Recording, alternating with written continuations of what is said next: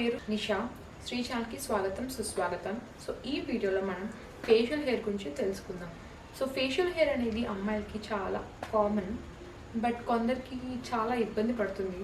అది hormonal changes వల్ల కావచ్చు, లేకపోతే జెనెటిక్స్ వల్ల కావచ్చు. కొందరికి ఫేషియల్ హెయిర్ అనేది ఎక్కువ ఉంటుంది. సో ఇది రిమూవ్ చేసుకోవడం ఎలా అని చెప్పి చాలా టెన్షన్ ఫీల్ అవుతారు, చాలా బాధపడుతుంటారు. సో నేను ఈరోజు ఫేషియల్ హెయిర్ అసలు ఎలా రిమూవ్ చేసుకోవాలి, దానికి ఎన్ని మెథడ్స్ ఉన్నాయి, ఏది బెస్ట్, అడ్వాంటేజెస్ ఏంటి, డిసడ్వాంటేజెస్ ఏంటి, ఈ వీడియోలో కవర్ చేయబోతున్నాను. సో మొత్తం మనకి 9 మెథడ్స్ ఉన్నాయి ఫేషియల్ హెయిర్ రిమూవ్ చేసుకోవడానికి. ఫస్ట్ మెథడ్ వచ్చేసి షేవింగ్ అండి. సో షేవింగ్ అనేది చాలా బేసిక్, చాలా ఈజీ అండ్ క్విక్ అనమాట ఫేషియల్ హెయిర్ రిమూవ్ చేసుకోవడానికి. మీరు అనుకోవచ్చు షేవింగ్ ఏంటి అసలు బెస్ట్ అయినా ఇది అని. అంటే డిపెండ్స్ అండి. అంటే 90% వరకు షేవ్ చేసుకున్న ఫేస్ మీద ఎలాంటి హెయిర్ గ్రోత్ అనేది ఎక్కువ అనేది నిజం కాదు. చాలామందికి అవ్వదు, కానీ కొందరికి ఫేషియల్ హెయిర్ అనేది కొంచెం ఎక్కువ అనేది పెరుగుతుందన్నమాట ఫేషియల్ హెయిర్. సో దానివల్ల చాలా ఇబ్బంది పడుతుంటారు. సో అలా ఎప్పుడైనా మీరు ఏదైనా facial hair removal method use చేస్తున్నప్పుడు ఒక ప్యాచ్ టెస్ట్ చేయడం అనేది చాలా ఇంపార్టెంట్. ఇక్కడ చిన్ ఉంది కదండి, ఆ చిన్ మీద ఫేషియల్ హెయిర్ నేను చెప్పే మెథడ్స్ అన్ని ఒకసారి ట్రై చేసి చూడండి. మీకు ఏది బెస్ట్ అనిపిస్తే అది యూస్ చేయడం చాలా మంచిది. సో షేవింగ్ అనేది చాలా బేసిక్ అండి. సో షేవింగ్లో మనం యూజ్ చేసేది రేజర్ అనమాట. సో ఈ రేజర్ అనేది చాలా అఫోర్డబుల్ అనమాట. సో 50 రూపీస్కి 3 రేజర్స్ అనేది బయట అమ్ముతారు. అమెజాన్లో కూడా అవైలబుల్ అవుతుంది, మీరు కావాలంటే చూసుకోండి. సో ఈ రేజర్స్ అనేది చాలా ఈజీగా యూజ్ చేసుకోవచ్చు, బట్ యూజ్ చేయడం రావడం మటుకు చాలా ఇంపార్టెంట్ అనమాట. సో మనకి అడ్వాంటేజెస్ వచ్చేసి చాలా అఫోర్డబుల్. అండ్ సెకండ్ అడ్వాంటేజ్ ఏంటంటే ఇప్పుడు మీరు ఫేషియల్ హెయిర్ రిమూవ్ చేసుకోవాలనుకోండి, చాలా క్విక్గా అయిపోతుంది, టైం తీసుకోరు. సో అలా అనమాట. అండ్ డిసడ్వాంటేజెస్కి వెళ్తే మటుకు కొంచెం యూజ్ చేయడం ప్రాపర్గా రావాలి, లేదంటే కట్స్ అనేది ఫేస్ మీద పడుతుంది అనమాట. అండ్ ఇంకో డిసడ్వాంటేజ్ ఏంటంటే హెయిర్ అనేది ఫేషియల్ హెయిర్ గ్రోత్ అనేది ఫాస్ట్గానే ఉంటుంది, అంటే నార్మల్గానే ఉంటుంది. బట్ ఎవ్రీడే లేకపోతే డే ఆఫ్టర్ ఒక 3 days 4 daysకి గ్రోత్ ప్రకారం షేవ్ చేసుకోవడం చాలా ఇంపార్టెంట్. లేదంటే వస్తున్నప్పుడు చాలా చూడడానికి బాగోదన్నమాట, అదనమాట. So advantages. సో మొత్తానికి ఇది అఫోర్డబుల్ కాబట్టి మీరు యూజ్ చేసుకోవచ్చు అనమాట. ఫేషియల్ హెయిర్ ఎవరికైతే ఎక్కువ ఉంటుందో అండ్ పెయిన్ అనేది ఏం లేకుండా ఉండాలి అనుకుంటే ఇది వాడచ్చు అనమాట. షేవింగ్లో అసలు పెయిన్ అంటూ ఉండదు. సో నెక్స్ట్ మెథడ్ వచ్చేసి మనకి ట్వీజింగ్ అండి. సో ట్వీజింగ్ అనగానే మీరు ఏం బట్టి అర్థమైపోయింది. ట్వీజింగ్ అంటే టూల్ వాడతారు. ఆ టూల్ పేరు ఏంటంటే ట్వీజర్ అనమాట. ట్వీజర్ అనే టూల్ వాడతారు. సో ట్వీజర్ అనే టూల్ ఇలా చూసారు ఎలా ఉందో, దీన్ని యూజ్ చేస్తూ హెయిర్ అనేది రిమూవ్ చేయాలండి. సో ఇది ఫేషియల్ హెయిర్ రిమూవ్ చేసుకోవడానికి చాలా అవసరం పడుతుంది. బట్ మోస్ట్లీ ఏంటంటే అప్పర్ లిప్ మీద హెయిర్ రిమూవ్ చేసుకోవడానికి ఇది అంత యూస్ఫుల్ కాదని నేను చెప్తాను. ఎందుకంటే ఒక్కొక్క వెంటి పట్టుకొని లాగాలి. సో చాలా కష్టం. ఐబ్రోస్కి అయితే చాలా యూస్ఫుల్ ఉంటుందండి, బికాజ్ ఎక్స్ట్రాస్ ఏవైతే వస్తాయో అవి రిమూవ్ చేసుకోవడం చాలా క్విక్గా అయిపోతుంది. సో ఈ టూల్ అనేది చాలా ఇంపార్టెంట్ అండ్ అవసరమైన టూల్ అనమాట ఫేషియల్ హెయిర్ రిమూవ్ చేసుకోవడానికి. సో దీనికి అడ్వాంటేజెస్ ఏంటంటే ఇది ఒక్కసారి కొనుక్కుంటే ఇంకా లైఫ్లో మళ్ళీ కొనుక్కోవాల్సిన అవసరం లేదు, ఎప్పుడు లైఫ్ లాంగ్ వాడుకోవచ్చు అనమాట. చాలా అఫోర్డబుల్ అని చెప్పొచ్చు. అండ్ సెకండ్ ఏంటంటే ఫేషియల్ హెయిర్ మొత్తం రిమూవ్ చేసుకోవడానికి యూజ్ చేయలేమన్నమాట, అదొక డిసడ్వాంటేజ్. అండ్ ఇంకా డిసడ్వాంటేజ్ ఏంటంటే పెయిన్ చాలా ఉంటుంది, ఎందుకంటే ఒక్కొక్క వెంట్రి పట్టుకొని లాగడం వల్ల పెయిన్ ఉంటుంది అనమాట.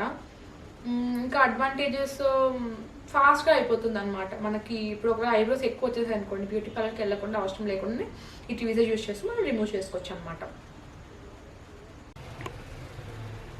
సో ఇప్పుడు థర్డ్ మెథడ్ వచ్చేసి ఎపిలేషన్ అండి. ఎపిలేషన్ అంటే ఒక టూల్ ఉంటుంది, ఎపిలేటర్ అని. ఆ టూల్ యూజ్ చేస్తూ హెయిర్ అనేది రిమూవ్ చేసుకుంటాం. సో ఈ ఎపిలేటర్ అనేది బాడీ మొత్తం హెయిర్ రిమూవ్ చేసుకోవడం అనమాట, లైక్ హ్యాండ్స్, లెగ్స్కి అనమాట. సో ఇంకొకటి ఏంటంటే ఫేషియల్ హెయిర్ రిమూవ్ చేసుకోవడానికి ఇది అనమాట, ఫ్లాలెస్ హెయిర్ రిమూవల్ అని, ఫేషియల్ హెయిర్ రిమూవల్ అని, ఫినిషింగ్ టచ్ అని. ఈ ప్రోడక్ట్ చాలా బాగుంది అండ్ ఈ కాస్ట్ వచ్చేసి 500 అనమాట. ఈ ప్రోడక్ట్ నేను నెక్స్ట్ ఇంకొక వీడియోలో రివ్యూ చేస్తాను. సో ఈ టూల్ యూజ్ చేసుకొని మన ఫేషియల్ హెయిర్ అనేది రిమూవ్ చేసుకోవచ్చు అనమాట. సో ఈ ఫేషియల్ హెయిర్ ఫ్లాలెస్ అనేది ఏంటంటే డీప్గా వెళ్ళదన్నమాట, జస్ట్ పైన హెయిర్ మాత్రమే తీస్తుంది. సో అలా తీయడం వల్ల ఏమవుతుందంటే హెయిర్ గ్రోత్ అనేది చాలా ఫాస్ట్గా వచ్చేస్తుంది అనమాట. So based upon hair growth అనేది, సో ఒకరోజు ఫస్ట్ డే తీసుకుంటే సెకండ్ డేనే మళ్ళీ స్టార్ట్ అయిపోతుంది hair growth. So almost every day లేకపోతే డే ఆఫ్టర్ డే తీసుకోవడం అనేది చాలా ఇంపార్టెంట్, లేదంటే వస్తున్నప్పుడు చూడడానికి బాగోదన్నమాట. సో ఇది డిసడ్వాంటేజ్. అడ్వాంటేజెస్కి వస్తే చాలా అఫోర్డబుల్ అండి కాస్ట్. ఇది కూడా కాస్ట్ వచ్చి 500. బట్ మీరు అంటే నేను ఒకసారి ఇప్పుడు దాకా వాడాను, సెట్ ఏమైందంటే అది విరిగిపోయింది అనమాట. సో ప్రోడక్ట్ అంతా ఏం చెప్తారంటే క్వాలిటీ అంత బాగలేదు. సో ఒకవేళ క్వాలిటీ బాగుండి అన్ని బాగుంటే మటుకు ఒక 1 year దాకా వాడుకోవచ్చు ప్రాబ్లం లేకుండా. బట్ నేను 6 months వాడేసరికి విరిగిపోయింది. సో మళ్ళీ ఇంకోటి ఆర్డర్ ఇవ్వాల్సి వచ్చింది. అండ్ క్వాలిటీ వైజ్గా మంచిగా తీసుకుంటే బాగుంటుంది. అండ్ అడ్వాంటేజెస్కి వస్తే ఏంటంటే అఫోర్డబుల్ అని చెప్తాను నేను. అండ్ హెయిర్ రిమూవ్ చేసుకున్నప్పుడు పెయిన్ లాంటిది ఏది రాదు. అండ్ డిసడ్వాంటేజ్కి వస్తే డైలీ లేకపోతే డే ఆఫ్టర్ డే హెయిర్ అనేది రిమూవ్ చేసుకోవాలి పక్కాగా, అదనమాట. అండ్ ఇప్పుడు 4th మెథడ్ వచ్చేసి వ్యాక్సింగ్ అనమాట. సో వ్యాక్సింగ్ అనేది మనం ఇంట్లో చేసుకోవచ్చు, బ్యూటీ పార్లర్ చేసుకోవచ్చు, ఎక్కడైనా చేసుకోవచ్చు. సో బ్యూటీ పార్లర్ చేసుకుంటే వచ్చి నార్మల్ వ్యాక్స్ వచ్చి 400, చాక్లెట్ వ్యాక్స్ వచ్చి 600, ఇంకా నార్మల్ ఇంకొక వ్యాక్స్ ఉంటుంది, పేరు గుర్తులేదు సరిగ్గా, అదొక 500 అలా ఉంటారు. డిఫరెంట్ వ్యాక్సెస్ ఉంటే డిపెండింగ్ ఆన్ దట్ కాస్ట్ కూడా మారుతుంటుంది అనమాట. సో నేను ఒకసారి బ్యూటీ పార్లర్కి వెళ్ళినప్పుడు ఏమైందంటే వ్యాక్సిన్ చేసుకున్నప్పుడు ఫేస్ మొత్తం వ్యాక్సిన్ వాళ్ళు చేస్తారని చాలాసార్లు అడిగినప్పటికీ, చేస్తారా మొత్తం వ్యాక్సిన్ ఫేస్తోనే ఫేషియల్ హెయిర్ మొత్తం వ్యాక్సిన్తోనే చేస్తారా అని అడిగితే అవును అన్నారు. బట్ అది వాళ్ళు ఏం చేశారంటే వ్యాక్సిన్ చేసి ఇంకా టైనీ హెయిర్ అయితే ఉంటుందో ఇక్కడ అప్పర్ లిప్ మీద లేకపోతే ఐబ్రోస్ పక్కన అవన్నీ వాళ్ళకి తీయడానికి అవ్వలేదు అనమాట ఫేషియల్ హెయిర్ వ్యాక్స్తో. అది ఇంపాసిబుల్ అనమాట. ఎంత మంచి వ్యాక్స్ వాడినా ఫేషియల్ హెయిర్ మొత్తం వ్యాక్స్ రిమూవ్ చేయడం చాలా కష్టం. సో మళ్ళీ వాళ్ళు ఏం వాడారంటే థ్రెడ్డింగ్ వాడారు. థ్రెడ్డింగ్ వాడడం వల్ల చాలా పెయిన్. నాకు థ్రెడ్డింగ్ అంటే అస్సలు నచ్చదు, బట్ స్టిల్ వాళ్ళు వాడారు, నాకు అస్సలు నచ్చలేదు. సో ఇది ఒక డిసడ్వాంటేజ్ అనమాట. సో వ్యాక్సింగ్ ఎప్పుడు చేసుకున్నా టైనీ హెయిర్ అనేది ఉండిపోతుంది. జస్ట్ అది ఎక్కువ హెయిర్ ఉండి, సో వ్యాక్సింగ్ అనేది ఎవరికి బాగా హెల్ప్ఫుల్ అవుతుందంటే హెయిర్ అనేది చాలా థిక్గా ఉండి చాలా అన్బేరబుల్గా ఉందనుకోండి, పొడవుగా ఎక్కువ అంటే వాళ్ళకి వ్యాక్సింగ్ చాలా యూస్ఫుల్ అవుతుంది అనమాట. ఇంకా వ్యాక్సింగ్లో ఇంకోటి ఏంటంటే పెయిన్ చాలా ఎక్కువ ఉంటుంది. So depending on the hair అనమాట. హెయిర్ థిక్గా ఉండి అలా ఉన్న వాళ్ళకి కొంచెం పెయిన్ ఎక్కువగానే ఉంటుంది. కాకపోతే ఇంకొక అడ్వాంటేజ్ ఏంటంటే వ్యాక్సింగ్లోని టైం ఎక్కువ, అంటే ఒక 1 month 2 months తర్వాత అనేది హెయిర్ గ్రోత్ స్టార్ట్ అవుతుంది అనమాట. సో అది అడ్వాంటేజ్. డిసడ్వాంటేజ్ అంటే కొంచెం కాస్ట్ ఎక్కువనే అనమాట బ్యూటీ పార్లర్ అలా తీసుకుంటే. అలా కాకుండా బ్యూటీ పార్లర్ కాకుండా ఇంట్లో కూడా మనము వ్యాక్స్ చేసుకోవచ్చు అండి. షుగర్ వ్యాక్స్ అనేది ఉంటుంది, అది బేసిక్ వ్యాక్స్ అనమాట. అది ఇంట్లోనే తయారు చేసుకోవచ్చు. సో అది ఇంట్లో ఎలా తయారు చేసుకోవాలని కూడా ఒక వీడియో నేను చేసి పెడతాను. సో ఈ వ్యాక్సిన్ చేయడం వల్ల కూడా ఏమవుతుందంటే ఫేస్ రెడ్గా మారడం, కొంచెం ఈ థ్రెడ్డింగ్ వల్ల కూడా ఏంటంటే కొంచెం కట్స్లా అనేది ఫామ్ అవుతుంది అనమాట. సో కొంచెం ఇరిటేషన్ అనేది వస్తుంది అనమాట, స్కిన్ ఇరిటేషన్. సో దానికి మళ్ళీ క్రీమ్ ఏదైనా వాడాలి తగ్గడానికి. సో 5th మెథడ్ వచ్చేసి బ్లీచింగ్ అండి. సో బ్లీచింగ్ అంటే ఏం లేదు, ఫేస్ మీద ఫేషియల్ హెయిర్ ఏదైతే ఉందో దాన్ని ఈ క్రీమ్ చూసారా, ఈ క్రీమ్ ఒకటి ఉంటుంది, ఆ క్రీమ్ వాడి మన స్కిన్ టోన్ కలర్లోకి తెచ్చేస్తుంది అనమాట. So I'm not huge fan of bleaching అండి. బికాజ్ బ్లీచింగ్ అనేది ఏంటంటే ఫేషియల్ హెయిర్ని వైట్గా లేకపోతే మన స్కిన్ టోన్ దాకా తెచ్చేస్తుందండి, అంతకని ఏం చేయదు. బట్ ఇది కూడా ఎలా అంటే జస్ట్ కాస్ట్ ఒక 30 rupees అండి. అండ్ ఇలా ఎలా అంటే ఈ ఫెమ్ అండి, ఇది ఫెమ్ నుంచి తెచ్చుకున్నాను నేను, ఫెమ్ బ్లీచింగ్ పౌడర్ అనమాట. సో అమోనియం లేనిదే మీరు వాడాలి బ్లీచింగ్ పౌడర్, ఎందుకంటే అమోనియం అస్సలు మంచిది కాదు. అండ్ మనకి 2 వస్తాయి అన్నమాట ప్రోడక్ట్స్. ఏంటంటే ఒకటేమొచ్చి యాక్టివేటర్, ఇంకోటి వచ్చి క్రీమ్ అనమాట. ఈ 2 మిక్స్ చేసుకొని రాసుకోవాలన్నమాట. ఓకేనండి. సో మళ్ళీ దీనికి వచ్చేస్తే ఫేషియల్ హెయిర్ రిమూవ్ అంటే అలా అవ్వదండి, జస్ట్ కనిపించడం ఉంటుంది. And quick and fast and affordable కూడా, ఇది కూడా అఫోర్డబుల్ అనమాట. డిసడ్వాంటేజ్ అంటే హెయిర్ అలాగే ఉంటుంది, ఫేషియల్ హెయిర్ దూరం నుంచి కనిపించదు, బాగుంటుంది, బట్ దగ్గర నుంచి చూస్తే మొత్తం కనిపిస్తుంది అనమాట అంతే. కానీ పెయిన్ లాంటిది ఏమి ఉండదు, లిటిల్ బిట్ ఇరిటేషన్ అనేది ఫామ్ అవుతుంది. ఒక మేబీ ఒక 15 to 10 minutes ఉంటుంది ఇరిటేషన్, తగ్గిపోతుంది. సో 6th మెథడ్ వచ్చేసి లేజర్ అండి. సో లేజర్ ట్రీట్మెంట్ అంటే మీరు వినే ఉంటారు, ఫేషియల్ హెయిర్ని లేజర్ ట్రీట్మెంట్తో రిమూవ్ చేయడం అనమాట. సో ఇది పర్మనెంట్ కాదు, బట్ ఒక 6 monthsకి ఒకసారి లేజర్ ట్రీట్మెంట్ అనేది చేసుకుంటే ఫేషియల్ హెయిర్ అనేది పర్మనెంట్గా రాకుండా ఉంటుంది అనమాట. సో లేజర్ అనేది అంత అఫోర్డబుల్ కాదు, కాస్ట్ ఎక్కువగానే ఉంటుంది. మీకు ఒకవేళ అఫోర్డబుల్ అనుకుంటే కనుక మీరు లేజర్ అనేది ట్రీట్మెంట్ చేసుకోవచ్చు అనమాట. అదండి లేజర్ గురించి. అడ్వాంటేజ్ ఏంటంటే లేజర్ అనేది ఒక ట్రీట్మెంట్, సో చాలా కేర్ఫుల్గా ఆ ప్రాసెస్ అనేది జరగాలి, లేదంటే చాలా ప్రాబ్లమ్స్ వచ్చే ఛాన్స్ ఉంది ఫ్యూచర్లో. సో 7th మెథడ్ వచ్చేసి థ్రెడ్డింగ్ అండి. థ్రెడ్డింగ్ అంటే అందరూ వినే ఉంటారు. థ్రెడ్డింగ్ అంటే బేసికలీ ఐబ్రోస్కి కానీ అలా వాడతారనమాట. సో థ్రెడ్డింగ్ అనేది ఫేషియల్ హెయిర్ మొత్తానికి కూడా, ఫేస్ మొత్తానికి కూడా వాడుకోవచ్చు, లేదంటే అప్పర్ లిప్కి జస్ట్ ఐబ్రోస్కి కూడా వాడచ్చు. కానీ ఎక్కువ మంది అయితే జస్ట్ అప్పర్ లిప్కి ఇంకా ఐబ్రోస్కి వాడతారు.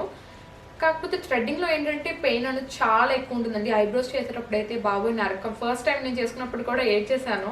సో పెయిన్ చాలా అన్బేరబుల్ ఉంటుంది. సో అది అలవాటు అవుతున్న కొద్దీ నొప్పి అనేది కొంచెం కొంచెం తగ్గుతుందండి. సో థ్రెడ్డింగ్ కూడా ఇంకోటి వచ్చేస్తే అడ్వాంటేజ్ డిసడ్వాంటేజ్. అడ్వాంటేజ్ ఏంటంటే చాలా అఫోర్డబుల్ మళ్ళీ. సో ఐబ్రోస్ కూడా ఒక 50 రూపీస్లో అయిపోతుంది.